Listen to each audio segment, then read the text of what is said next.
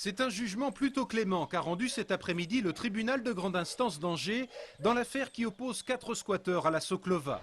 Depuis plusieurs semaines en effet, ces squatteurs occupent en compagnie d'une trentaine d'autres personnes un immeuble implanté dans le quartier de la Roseraie et appartenant à la Soclova. Cet après-midi, le juge a donc donné un délai d'1 mois pour l'évacuation du bâtiment. Au-delà de cette date, les 4 squatteurs pourraient être contraints de payer chacun 70 € par journée supplémentaire d'occupation. Enfin, ils devront également régler les frais d'huissier qui se montent à près de 500 €. Ça aurait pu être pire, mais on avait demandé un petit délai. Ils ont tenu parole, ils ont donné un délai de 1 mois. Bon, qu'est-ce qui va se passer maintenant? Ce qui va se passer, c'est qu'on a 1 mois pour vider les lieux. On va essayer de retrouver peut-être quelque chose. Ce dimanche, les squatteurs ont l'intention d'expliquer leur situation au grand public. Et pour cela, ils vont organiser une opération portes ouvertes. Ce week-end, c'est juste une petite porte ouverte en fait pour inviter les voisins à venir voir parce que l'huissier, tout ça, ils ont encore joué sur le fait que c'était insalubre, que c'était pas sécurisé, voilà. Donc dimanche dernier, on a déjà fait une petite fête où il y a des gamins qui sont venus, ça faisait un petit peu kermesse d'école quoi. Dimanche là, c'est juste pour ouvrir au public et après dans le futur proche quoi, avant les 1 mois de délai, a priori, on va essayer d'organiser un concert de soutien et, pour mobiliser les gens et puis pour récolter un peu de sous du coup pour payer les frais d'huissier quoi. À noter par ailleurs que le juge n'a pas donné suite à la demande de la Soclova qui réclamait 3 000 € pour le règlement des frais de justice. Nous vous parlions dans notre édition d'hier de Laetitia.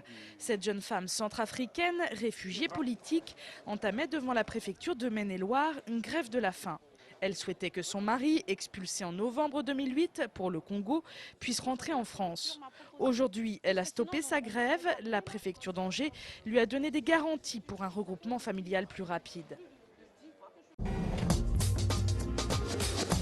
C'est un nouveau challenge, c'est quelque chose de très ludique et puis c'est bien. Moi j'ai une étoile au Michelin à Angers et puis ça va être un nouveau challenge pour moi l'année prochaine à partir du mois d'avril. L'homme du jour, c'est Pascal Favredane. C'est le chef étoilé d'Angers qui a été choisi pour s'occuper du futur restaurant de Terra Botanica. Je suis très content d'avoir été sélectionné pour m'occuper de ce restaurant. C'est quelque chose qui me tenait à cœur puisque je fais beaucoup de cuisine avec des légumes, notamment dans mon restaurant gastronomique à Angers. Et puis là, on va s'occuper de faire une restauration complètement différente, une restauration dite rapide. Vous avez bien entendu, Pascal Favredane proposera de la restauration rapide, oui, mais à sa façon. On va faire des hamburgers, c'est-à-dire qu'on va faire un sandwich chaud avec des produits locaux. Je suis très attaché forcément à l'origine des produits, donc ce sera mes mêmes convictions qui seront ici à Terra Botanica. Donc on va faire des sandwichs avec des produits frais, faits sur place, avec du pain cuit dans un four à bois, donc soucieux de l'environnement bien sûr ici. Terra Botanica justement, où en est donc le chantier du parc ? Les travaux sont dans les temps, le parc ouvrira bien le 21 mars 2010, jour du printemps. Les terrassements sont finis, les grands végétaux plantés, les bâtiments en grande partie construits et les bassins sont en cours d'étanchéité. Avec un peu d'imagination, on commence à entrevoir les différents points de mire du parc. Mais ce n'est pas fini puisque toute la phase estivale va être très importante, les jardins vont se structurer et à partir de septembre, octobre, novembre, ça va être vraiment la plantation fine qui va durer pratiquement jusqu'en février avec la période idéale pour planter les bulbes, 140 000 bulbes, des milliers de végétaux. Les rosiers sont en attente, ils font déjà 3, 4 ou 5 mètres de haut, mais on ne veut pas les mettre dans les poussières du chantier, donc ils interviendront plus tard. L'originalité du chantier réside dans ce mélange de travaux entre le dur et le végétal, car avec la scénographie du paysage, les choses peuvent toujours évoluer un peu.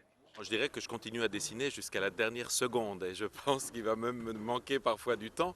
Donc on fait tout le temps évoluer un projet comme ça. Vous imaginez bien que sur 11 hectares, avec les centaines d'espaces complexes que l'on veut soigner, et puis on prend aussi connaissance du volume que l'on a bien sûr en tête, mais que l'on découvre vraiment sur le chantier. Et donc ça donne une petite incidence. Mais d'un autre côté, compte tenu du travail des entreprises, je suis obligé d'être extrêmement précis. Tous les plans sont très précis, ils suivent à la lettre, mais nous sommes là pour les renseigner, pour interpréter aussi une pierre qui ne peut pas avoir forcément la même taille que ce qu'on avait imaginé. Quand le parc ouvrira dans 10 mois, ce sont 40 jardiniers qui œuvreront. Ces derniers sont en train d'être recrutés et formés sur le terrain.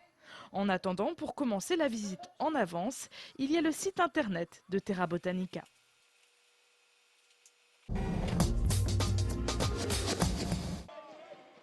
Les handballeurs d'Angers-Noyant qui ont décroché le week-end dernier le titre de champion de France de N1 face à Hasbrook méritaient bien une petite réception en mairie d'Angers. C'est chose faite depuis hier soir et les hommes du président Maniable ont apparemment apprécié. Côté mairie, on a confirmé hier qu'une rallonge de 15 000 € serait accordée pour ce titre et que la subvention pour la prochaine saison atteindrait 592 000 €. Rappelons par ailleurs que le budget global du club se montera, lui, à 980 000 €. Les handballeurs d'Angers-Noyant reprendront le championnat le week-end des 12 et 13 septembre prochains à domicile face à Gonfreville.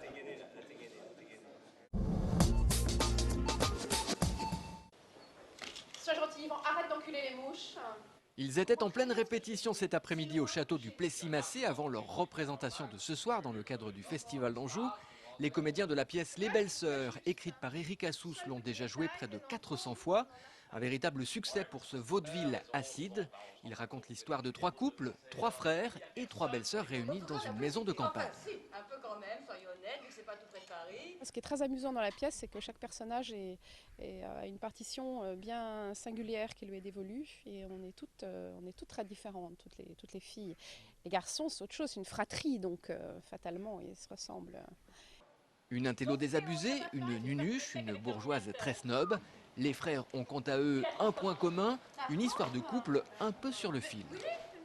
On a tous des vrais problèmes de couple quand même. Mais moi, c'est plutôt un couple qui fonctionne plutôt bien. Hein? Non mais c'est vrai. Piment de l'histoire, l'arrivée intempestive de Nicole, que chacun des 3 frères a plutôt bien connu auparavant. Un piment explosif joué par Naomi Elbaz, assez court vêtu sur scène. Ça promet, puisque la pièce se joue, comme toujours au Festival d'Anjou, en extérieur. Je pense que je vais avoir chaud à l'intérieur, donc... Non, mais j'espère ne pas prendre froid, mais...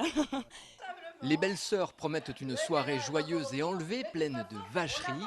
Elle clôt une semaine au Plessis-Massé. La semaine prochaine, rendez-vous au château de Brissac pour la suite du Festival d'Anjou, avec lundi soir, la soirée spéciale des 60 ans.